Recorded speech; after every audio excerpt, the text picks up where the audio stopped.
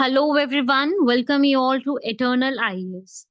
And in the series of 5 MCQs per day from the current affairs, this is the fifth day, and we are going to start the 5 MCQs.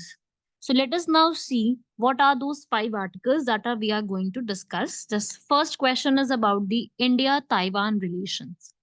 Then second, we will discuss about classical languages of India because recently the West Bengal chief minister is demanding this thing.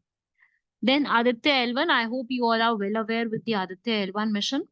And then there is volcanic eruption because recently one Mount Merapi has been erupted. Then HPV, that is human papilloma virus vaccine. Okay. So let us see about first question, that is about India and Taiwan relations. So what is this? Recently, if I talk about the bilateral relation between two leading democracies, because Taiwan is also having a democracy, and from 1990s they have their good relationships presently. Now, the question is about the India-Taiwan relation. India does not have formal diplomatic ties with Taiwan yet, but because India is following one China policy and India is not having any kind of trade relation with Taiwan. So you have to identify which statement is correct. So if I talk about first statement, that is totally correct. We do not have any kind of formal diplomatic ties with Taiwan because we are going to follow the one China policy. But if I talk about the second statement, that is wrong. We do have people to people and trade ties because recently also Taiwan wants to expand its trade relation in the Mumbai region because Taiwan also has announced the plans to open the third representative center, Taipei Economic and Cultural Center in Mumbai. And China was not able to digest this thing. So the India and Taiwan relation do not have formal diplomatic relation because we know that uh, Taiwan is also considered a part of China. So we are following one China policy. That's how we do not have any formal diplomatic relation, but we do have people to people and trade ties with Taiwan.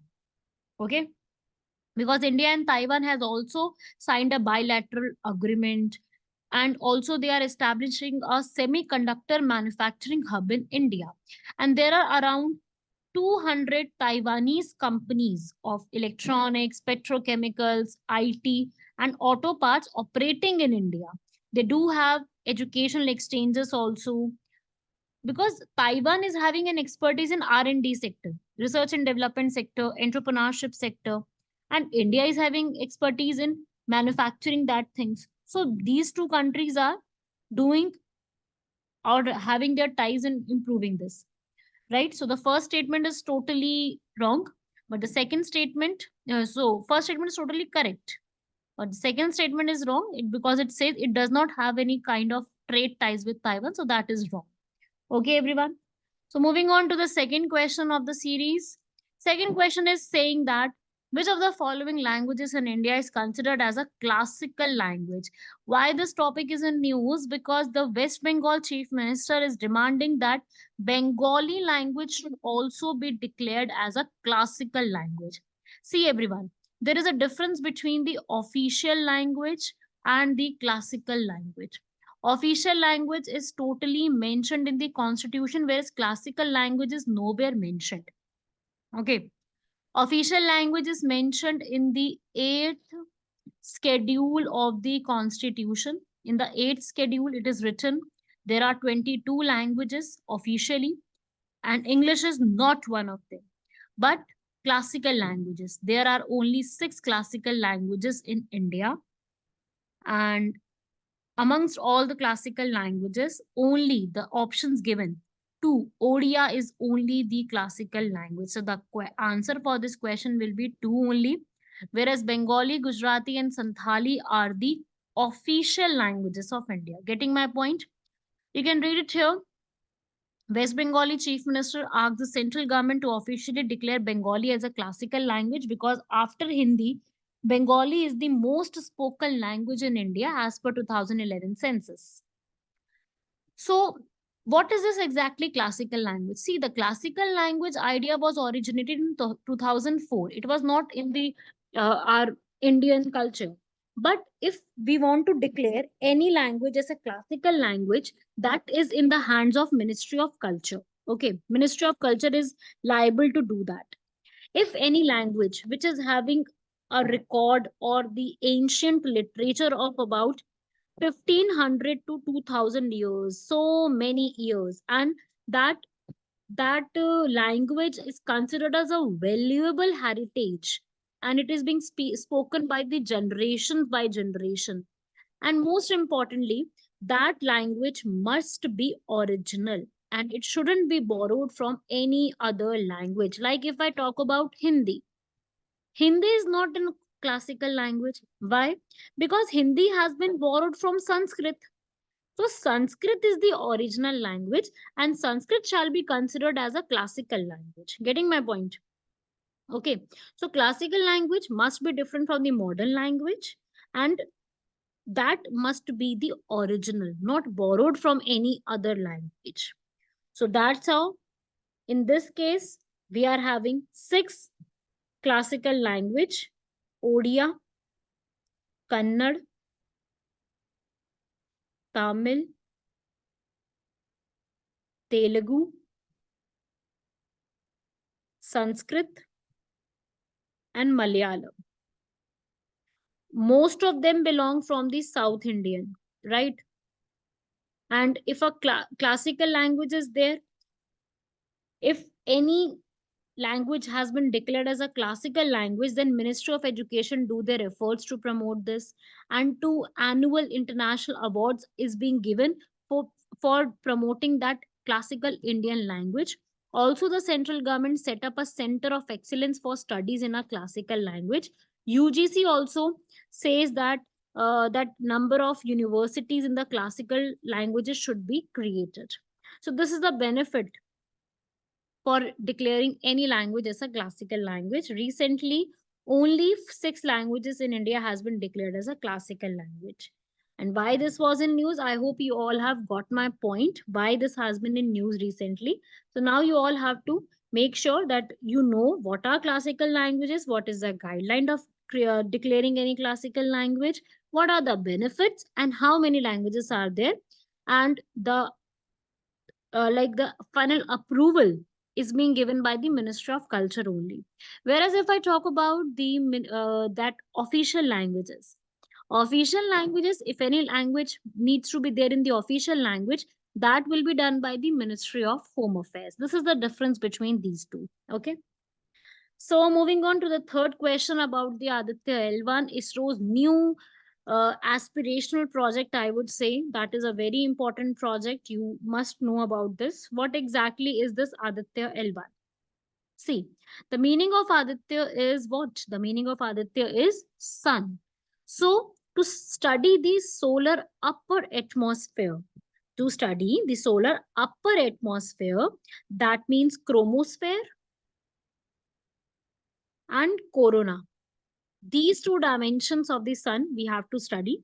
This is the Aditya L1 mission designed by ISRO, and it will go to the L1 point. L1 is Lagrange point. Okay. So now the mission duration will be around 5.2 years. PSLV spacecraft will be there, and it has been launched already on 2nd of September 2023 from the Satish Dhawan Space Center L1 point. Okay, so this is the main thing you have to understand. So this is the first Indian mission dedicated to observe the sun. So first statement is totally correct here. This is the first mission here dedicated. So you can see the first statement is totally correct. L1 is the first space-based mission to study the sun. Second one, it has been launched by ISRO to serve us the better to understand the sun. And second statement here is also correct, which says it is located outside the Earth's atmosphere so that they can better understand the corona. So second statement is also correct. So third statement is wrong, right? Why? Because third statement says that Aditya L1 is the only space mission of the world which is placed at L1 point. This is wrong. Already, the mission of NASA and European Space Agency has already parked their missions around the L1, that is Lagrange 1 point. So this has already been done. So that's why this statement will be wrong here. You are getting my point? This statement, that's why will be wrong. So Aditya L1 is very important mission from the examination point of view. Okay. Launched PSLV. You have to remember these things. Okay. What is the objective? To study the dynamics of sun chromosphere and corona, the heating particles, the physical particle environment around, to study the space weather, right? All these things they have to study. So moving on to the question number fourth here, that is about the volcanic eruption. As I already told you that recently Mount Merapi has been erupted. That means this volcano, Mount Merapi, has been erupted. So I was having a question that you have to match the following, which volcano is correctly matched. If I talk about Mount Merapi, Mount Merapi is located in Indonesia, not Philippines. Indonesia is having good number of volcanoes like Mount Sinabung, Merapi, and Semeru. These three volcanoes recently erupted in the area of Indonesia. Okay, so you can see recently these volcanoes has been erupted. Vilacra in Chile. I hope you know the location of Chile, South America. Merapi, as I told you, Indonesia. Ulawan in Papua New Guinea. Do you remember Papua New Guinea country, the place where our Prime Minister recently visited? The same, Fagrad's Wall in Iceland, Kilauea in Hawaii, Etna in Italy, Klishvako in Russia. These are the list of volcanoes of 2023. You can make a list of these volcanoes in your notes for the upcoming exam. And what you have to study on your own is you have to make a list. What are the types of these volcanoes? Like these are dormant, active, or these volcanoes are of what kind of nature, what is the nature of these volcanoes, that you have to study on your own. Okay, I just told you that what exactly the thing is. Okay, so you have to study this. You can read it here. First statement is totally wrong, second is right, third is right, so the answer will be only two pairs. Okay, these two are correct. So this is the thing you have to remember. Moving on to the last question is all about the HPV, human papillovirus. It was in news, human papilloma virus, you can say that. So human papilloma virus is the most common sexually transmitted infection, STI. It is an STI. It is a viral infection that causes like mucus growth. Okay, so the question all about is the vaccine which has been prepared for the HPV. It is a vaccine. What is the name of that vaccine? I must tell you the name of that vaccine also.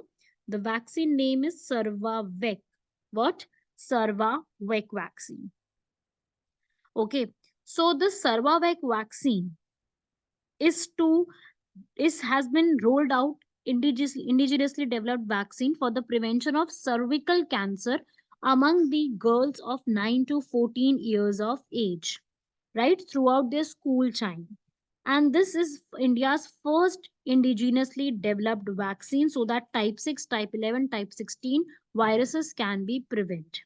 It is also, this is also important statement, this is also similar to hepatitis B vaccine. Okay, this is also very important, and this vaccine has given the permission from DGCI, that is Drugs Controller General of India, so that cervical cancer amongst the women can be eliminated. And this is actually very, like you can say, this is actually very cost effective. And this vaccine is extremely effective only when it's administered before the first sexual intercourse by the female, right? Because cervical cancer develops in a women's cervix, and it is the most type of like common type of cancer among the women. And India contributes the largest share of the global cervical cancer burden. Amongst all the cervical cancer cases, they are risk to the HPV only because they have been transmitted through the sexual contact. So this must be done. And if I talk about HPV vaccine is covered under the Universal Humanization Program, so that is wrong. But the second statement is right. So I have made a list of those vaccines which has been covered under the Universal Immunization Program. BCG, Bacillus because it is given for the tuberculosis, DPT, OPV, measles, hepatitis B, tetanus, and JE vaccination. So these are the 7 vaccinations which has been covered under the Universal Immunization Program. So this is all you have to write or learn about the topic. So I hope this topic or this thing has been clear to you, and I would definitely want to know that are these lecture any helpful to you? So you can comment on the video about telling me how was your experience with the videos. So try to complete this. We all will meet you very soon in the upcoming lecture. Thank you everyone. Meet you all in the next lecture. Till then, take care. Goodbye. Jai Hind.